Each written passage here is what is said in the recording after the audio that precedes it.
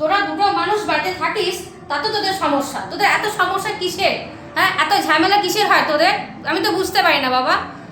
এই কি হয়েছে? কি আবার হবে? মা বোন মিলে আবার ঝামেলা করছে। এই দাদা ফোনটা দাও, তোমার মা বোন এক করছি। কি বলছো তুমি?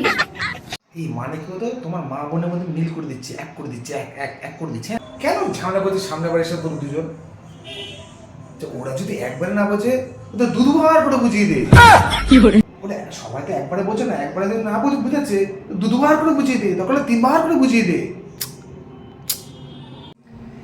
চেক করছো কেন? কি বলছো তুমি? কি বলছি মানে? ওই দুবার করে বুঝিয়ে দেবো বলেছি। মানেটা কি? মানে আরে আরে একবারে বুঝছে না। আরে আনলে নাকি একখানা? হ্যাঁ হ্যালো, এই ফোন রাখ। তোর জন্য আমার সংসার অশান্তি লেগে যাচ্ছে।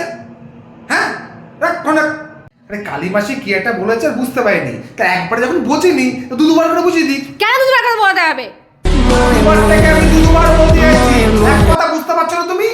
তাহলে দুবারই বলো না। দুবার বলতে হবে, 3বার বলতে বুঝতে পারো। আর তোমার মনের মধ্যে যে পাপ থাকে না আমার বাবার দোষ? হ্যাঁ खत्म।